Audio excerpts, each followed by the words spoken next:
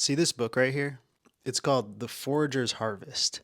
It's written by Samuel Thayer. Here's a photo of Sam Thayer. Oh, sorry. This is Samuel Thayer right here. It's over 300 pages, has really good photos, has actual practical, experienced knowledge about plants, how to identify them, how to forage them, what some of their uses could be. It's an invaluable book. A few days ago on Facebook, Sam made this post about people ripping off his book using ChatGPT. In the last 16 months, almost instantly with the release of ChatGPT, the online book market has seen a shocking influx of AI-generated books. A large number of online services have popped up helping people instantly create nonfiction books for a rather small fee. Because titles themselves are not protected by copyright, many of these books have been created with the express purpose of siphoning off sales from well-known or successful titles in particular genres of nonfiction. That's the loophole right there. The fact that The Forager's Harvest is not copyrighted, people are using ChatGPT and AI to generate books called things like the Forager's Harvest Bible. Hello everyone, today I'm posting a review video of the Forager's Harvest Bible by Hector Lawson. The strategy of these companies is to glut the search results with numerous titles nearly identical to a successful title, essentially stealing the sales from any potential buyer searching for that title. For example, my best-selling title is The Forager's Harvest. Yesterday, I counted 16 brand new AI-generated books for sale with titles like The Forager's Harvest Bible and The Forager's Harvest 101. In the last year, it appears that on Amazon, new AI-generated titles outnumber human-authored nonfiction titles by a wide margin. This is not just happening to my books, it is happening to thousands of titles and authors already. The purchasers have no way of knowing the books are generated by a machine, as this is never disclosed, and most of the books have fake author names attached, along with AI-generated photos of non-existing people. This is not just a concern regarding fair business practices, but also of consumer protection. These books, some of which I examined, are of terrible quality and contain misleading and dangerous misinformation. Some of these scammers are actually spending money on advertising and having their books as the sponsored book, so it shows up on the search results higher. We have the Forager's Harvest Bible, a practical handbook for discovering, identifying, and sustaining wild foods, not to be confused with the Forager's Harvest Bible 5-in-1, the most complete guide to locating, identifying, harvesting, and preparing edible wild plants, all written by different authors, mind you. All of these authors came up with the idea to write a book called the Forager's Harvest Bible, and they're all published within a couple months of each other. Seems legit. These authors don't exist. You can search for them. You can see what other books they've written. All of these authors have only written one book, and it's called The Forager's Harvest Bible or The Forager's Harvest 101. And there's no information about them online. Their bios are clearly AI generated. Check out this subtitle right here. So the full title of this book is called Jeff K. Ross, Forager's Harvest Edible Wild Plants for Beginners. The ultimate guide to prepare edible wild plants identifies an essential resources, unique crops, and recognizes the healthiest and tastiest wild plant with step-by-step illustrations to do it yourself. My favorite review of the Forager's Harvest Bible is from a user named Looped, who gives it a 5-star review.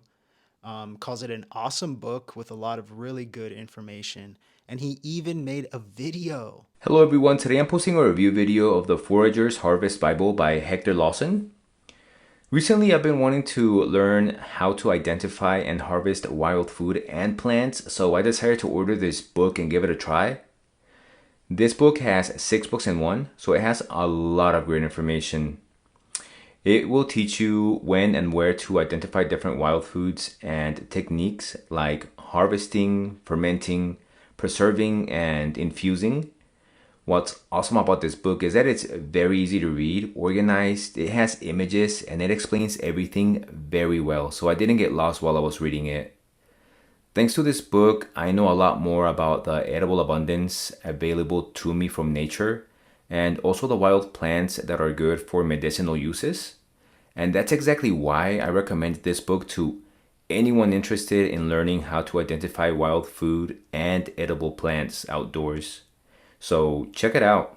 You'll be glad you did. digging in a little bit more about Loop. See, he's obviously calling himself a content creator. He makes videos on YouTube.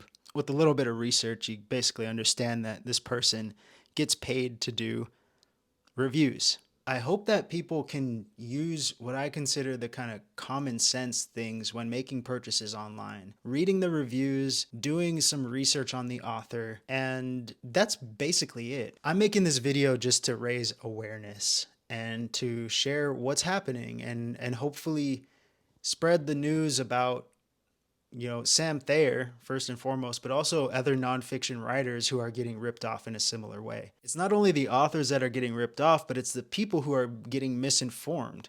And in the case with foraging, that can be very dangerous. Sam has written a letter to his local legislator, I think, someone named Tammy, and he has some ideas on what can be done. So he says, I am asking that you might consider this issue for potential legislation. Perhaps we could require something like, quote, all AI generated print media offered for purchase shall have the words, quote, generated by artificial intelligence, clearly displayed on the cover in print, equal in size to the largest print of the title. The bottom third of the cover shall contain the words, quote, this book was not written by a human being, in print equal to 1/2 the height of the largest lettering in the title.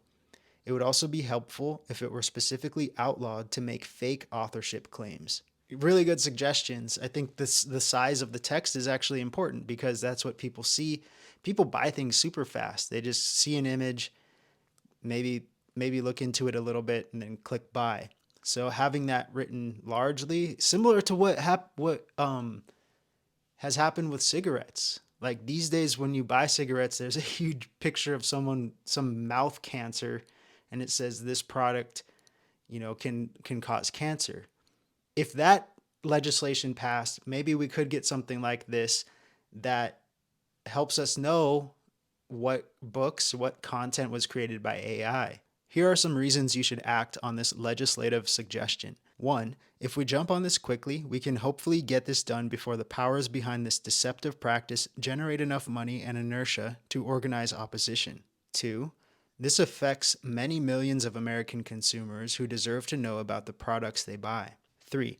Very few individuals benefit from this practice. It is hard to argue that any public good comes from it.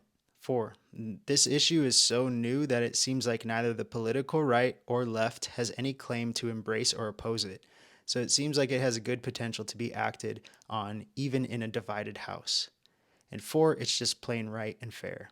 I hope this video raises some awareness about Sam's book, as well as writers and artists who are suffering from AI generated content, taking away from the fruits of their craft.